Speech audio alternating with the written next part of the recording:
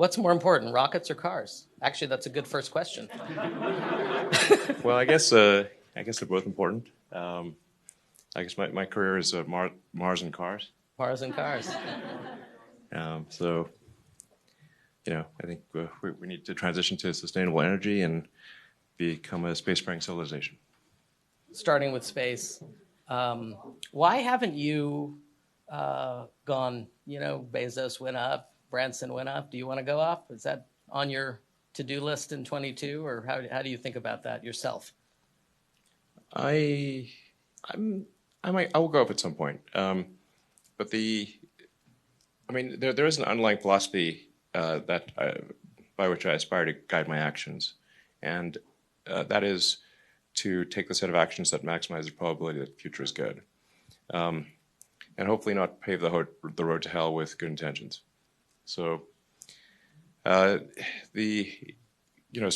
is the point of SpaceX is to help make humanity a spacefaring civilization and ultimately a multi-planet species, so as to expand the scope and scale of consciousness and ultimately better understand what questions to ask about the answer, which is the universe. Switching to risk in the context of Tesla and autopilot, auto driving. One of our competitors had a big piece on that this weekend, that it's not all the way thought through, and it's back to risk. How do you think about? Obviously, that's not zero risk either. You're paving the way in that area.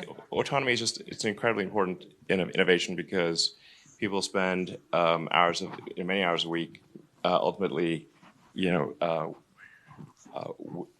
many months of their lives probably in cars and stuck in traffic, and then there's a lot of people that die in auto accidents. So worldwide, there's about 1 million automotive deaths per year.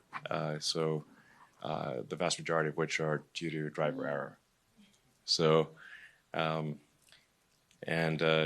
if we can have autonomy, that would potentially save on the order of 1 million lives per year. And there's about 10 million serious accidents where there's a permanent injury per year. So it's one of those things where you're not going to get rewarded necessarily for the lives that you save, but you will definitely be blamed for the lives that you don't save. There was something somebody said to me at the beginning of when we were pursuing autonomy. He said that even if you save 90% of the lives, the 10% that you don't save are going to sue you. Right. A lot of people are worried about democracy, the future of democracy, the state of democracy. Part of that's tied to Silicon Valley. Wait, we have democracy? Well, I don't know. Are you? My question is, are you worried about democracy? Where? Here. Okay. For a start here. I guess things are going okay in the grand scheme of things,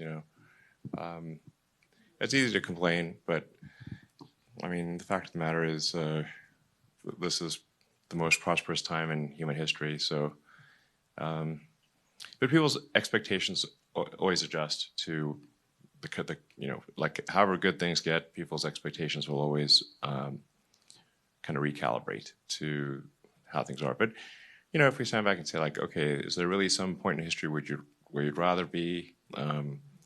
And by the way, have you actually read history?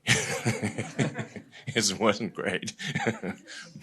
So I think we should be, probably happier with the way things are than maybe sometimes people are.